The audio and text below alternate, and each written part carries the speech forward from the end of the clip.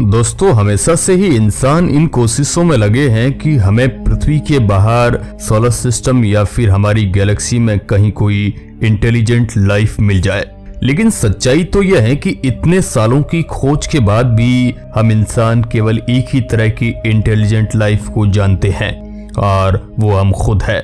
लेकिन कभी ना कभी तो आपके मन में भी सवाल आया होगा कि जब अंतरिक्ष में अनगिनत तारे और ग्रह मौजूद है तो कहीं ना कहीं तो जीवन मौजूद ही होगा, चाहे वह इंसानों से दूर कहीं छुपा हुआ हो या फिर हो सकता है कि वह इतने बड़े अनंत यूनिवर्स में एक ऐसी जगह पर मौजूद हो जहां तक इंसानों की पहुंच ना हो। एक ऐसा जीवन जो अंतरिक्ष के किसी अंधेरे कोने में हो। पर अगर अंतरिक्ष में इंसानों से कहीं दूर इंटेलिजेंट एलियन जीवन मौजूद है तो आखिर वो कैसा दिखता होगा? क्या वे इंसानों से ज्यादा इंटेलिजेंट और एडवांस होंगे? तो आज के इस वीडियो में हम यही जानने वाले हैं कि पृथ्वी के अलावा ब्रह्मांड में मौजूद दूसरे ग्रहों पर पैदा होने वाला जीव कैसा होगा। साथ ही हम कार्ड सेव स्केल की मदद से ये भी जानने की कोशिश करेंगे कि एलियन इंसानों से कितने ज्यादा एडवांस हो सकते हैं। हेलो नमस्कार दोस्तों, मैं हूं आपका दोस्त सुरेश सांचोरी और आप देख रहे हैं रहस्य टेलीविजन यूट्यूब चैनल। वैसे आप यकीन नहीं मानोगे, पर इंसानों के पास आज के समय ऐसी कई टेक्नोलॉजी सॉफ्टवेयर है जो ह्यूमन एवोल्यूशन को स्टडी करके किसी दूसरे ग्रह पर मौजूद कंडीशन को देखते हुए वहां पर जीवों के एवोल्यूशन को प्रेडिक्ट कर सकता है, जिसकी मदद से हम ये जान सकते हैं कि अगर पृथ्वी के अलावा किसी दूसरी कंडीशन में कोई जीव इवॉल्व हुआ है तो उन जीवों की शारीरिक संरचना कैसी होगी। एग्जाम्पल के लिए पृथ्वी पर इंसानों की हड्डियां काफी ज्यादा मजबूत होती है और हमारी मसल्स भी ताकतवर होती है, क्योंकि उन्हें हर समय पृथ्वी की स्ट्रॉन्ग ग्रेविटी में रहना होता है।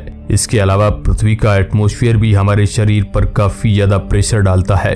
लेकिन अगर कोई जीव मंगल ग्रह पर पैदा होता मान लीजिए, तो वहां पर मौजूद जीवों की लंबाई काफी ज्यादा होती, क्योंकि मंगल ग्रह की ग्रेविटी पृथ्वी के मुकाबले काफी ज्यादा कम है। इसके अलावा मंगल ग्रह पर रहने वाले जीवों की हड्डियां और मसल्स काफी ज्यादा कमजोर होती और कारण वही है मंगल ग्रह की कम ग्रेविटी। इसके अलावा पृथ्वी और मंगल ग्रह के जीवों में जो सबसे बड़ा अंतर होता वो उनकी रेडिएशन को झेलने की क्षमता।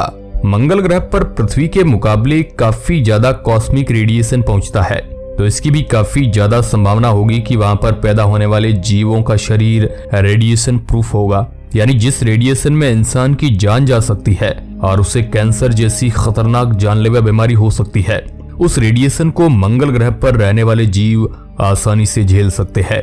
यहाँ पर समझने की बात यह है कि मैं सिर्फ आपको मंगल ग्रह का एग्जाम्पल दे रहा हूँ कि अगर वहां पर जीवन मौजूद होता तो वहां पर रहने वाले जीव कैसे होते। पर सच्चाई तो यह है कि मंगल ग्रह के ऊपर की गई खोज में हमें किसी तरह का जीवन नहीं मिला है, पर हो सकता है कि अंतरिक्ष में पृथ्वी से दूर मौजूद किसी ग्रह पर इस तरह के जीव मौजूद हो जो मंगल ग्रह जैसे वातावरण और आकार के ग्रह में रहते हो। वैसे ये बात हर जगह अप्लाई होना ये जरूरी नहीं है। अगर पृथ्वी की बात करें तो यहाँ भी हमें जीवन में बहुत सी असमानताएं देखने को मिल जाती है। पृथ्वी पर मौजूद जीवों का शरीर भी एक दूसरे से काफी अलग है, पर उनमें कुछ समानताएं भी है जो आपको पृथ्वी के लगभग सभी जीवों में मिल जाएगी। एग्जाम्पल के लिए पृथ्वी पर रहने वाले सभी जीवों के पास आंखें हैं, पर अगर इंटेलिजेंट दिमाग की बात की जाए तो यह बहुत कम जीवों के पास ही है। और सबसे ज्यादा कॉम्प्लेक्स और इंटेलिजेंट ब्रेन तो इंसानों के पास है, जिसने इंसानों को पृथ्वी पर रहने वाला सबसे इंटेलिजेंट जीव बनाया है। कहने का मतलब सिर्फ यही है कि अगर हमें पहले से ही किसी ग्रह के वातावरण और आकार के बारे में पता है तो हम इसका काफी अच्छा अंदाजा लगा सकते हैं कि वहां पर रहने वाले जीव कैसे दिखते होंगे। क्योंकि अगर पृथ्वी पर नेचुरल सिलेक्शन और एवोल्यूशन काम करता है तो यह अंतरिक्ष में मौजूद पृथ्वी जैसे दूसरे ग्रहों पर भी उसी तरह काम करेगा। लेकिन हमने अभी तक जितना भी अपनी पृथ्वी पर जीवन के जन्म को समझा है, उसे देखते हुए हम कह सकते हैं कि किसी इंटेलिजेंट लाइफ के बनने का सफर काफी लंबा होता है, जिसमें कुछ लाख साल से लेकर करोड़ों सालों का समय लग जाता है। लेकिन अगर ब्रह्मांड की उम्र को देखा जाए तो यह समय पलक झपकने से भी कम है। यानी अगर कोई एलियन सिविलाइजेशन इंसानों से कुछ लाख साल पहले भी पैदा हुई होगी तो आज उनके पास इंसानों से कई गुना ज्यादा ताकतवर और एडवांस टेक्नोलॉजी होगी। तो चलिए अब एक सफर पर नजर डालते हैं जहां मैं आपको दिखाऊंगा कि यूनिवर्स लेवल पर कोई एलियन सिविलाइजेशन कितनी ज्यादा एडवांस और ताकतवर हो सकती है। साल 1964 में सोवियत यूनियन के एक फेमस एस्ट्रोनॉमर निकोलाई कार्डसेव ने यूनिवर्स में सबसे एडवांस सिविलाइजेशन के लिए एक स्केल बनाया, जिसे कार्डसेव स्केल का नाम दिया गया। इसमें उन्होंने करीब 3 तरह की एडवांस सिविलाइजेशन के बारे में बताया था। यानी कि एलियन 3 तरह के हो सकते हैं। Type 1 civilisation. टाइप 1 सिविलाइजेशन एक ऐसी सिविलाइजेशन होती है जो अपने ग्रह पर मिलने वाले सभी रिसोर्सेज और एनर्जी को प्रयोग कर सकती है। इस तरह की एलियन सिविलाइजेशन अपने ग्रह के पूरे वातावरण को बदलने की ताकत रखती है। यानी अगर अंतरिक्ष में कहीं दूर कोई टाइप 1 सिविलाइजेशन मौजूद है तो उन्हें बारिश या तूफान से डरने की जरूरत नहीं है, वे अपने हिसाब से मौसम को बदल सकते हैं। आपको ये भी बता दूं कि इंसान अभी टाइप 1 सिविलाइजेशन भी नहीं है। कार्सेव स्केल के हिसाब से हम अभी 0.7 स्केल पर है और टाइप 1 सिविलाइजेशन तक पहुंचने में भी हमें हजारों सालों का समय लग सकता है। अभी तो हम सूरज की पूरी एनर्जी को भी यूज नहीं कर रहे हैं, तो टाइप 1 कैसे बनेंगे। Type 2 civilisation. टाइप 2 सिविलाइजेशन ब्रह्मांड की एक काफी एडवांस सिविलाइजेशन होती है जो अपने ग्रह के साथ साथ अपने पूरे सोलर सिस्टम की एनर्जी को प्रयोग कर सकती है, खासकर अपने तारे की एनर्जी को। इसके अलावा इस तरह की सिविलाइजेशन अपने पूरे सोलर सिस्टम में मौजूद ग्रहों को कॉलोनाइज कर सकती है, यानी किसी भी दूसरे ग्रह पर वो आसानी से जा सकती है, आसानी से वहां पर रह सकती है अपना बेस बनाकर। टाइप 2 सिविलाइजेशन इतनी एडवांस होती है कि ये अंतरिक्ष में बहुत दूरियों तक भी ट्रेवल कर पाती है। इस तरह की सिविलाइजेशन अपने स्टार की पूरी एनर्जी को यूज करने के लिए एक बड़े स्ट्रक्चर का प्रयोग करती है जिसका नाम डायसन स्फीयर है। Type 3 civilization. दोस्तों, टाइप 3 सिविलाइजेशन इनकी टेक्नोलॉजी की हम कल्पना भी नहीं कर सकते हैं। इस तरह की सिविलाइजेशन इंसानों के लिए तो भगवान की तरह है जो यूनिवर्स के नियमों को भी अपने मुताबिक बदल सकते हैं। इस तरह की सिविलाइजेशन किसी भी गैलेक्सी में मौजूद सभी तारों की एनर्जी का प्रयोग कर सकती है और ये वर्म होल के जरिए बहुत कम समय में पूरे यूनिवर्स को पार कर सकते हैं। कुछ लोगों की माने तो हम ह्यूमंस का निर्माण इसी तरह की सिविलाइजेशन ने किया था जिन्हें आज हम भगवान मानते हैं। टाइप 3 सिविलाइजेशन के लिए किसी प्लैनेट पर लाइफ क्रिएट करना भी बहुत आसान होता है और इस तरह की सिविलाइजेशन चाहे तो कुछ मिनटों में ही एक बंजर प्लेनेट को एक हरे भरे प्लेनेट में बदल सकती है।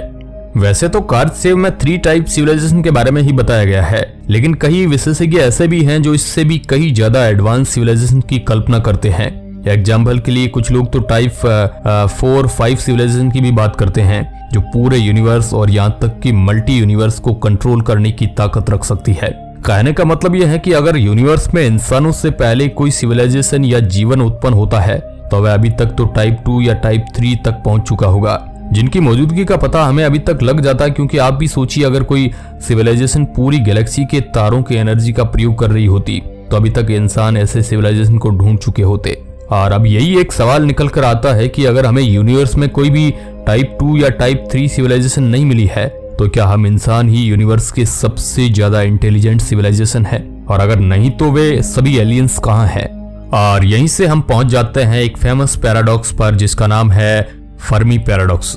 फर्मी पैराडॉक्स में भी यही कहा गया है कि अगर यूनिवर्स में इंटेलिजेंट लाइफ होने की इतने ज्यादा संभावना है तो अभी तक हम इंसान उन्हें क्यों नहीं ढूंढ पाए हैं।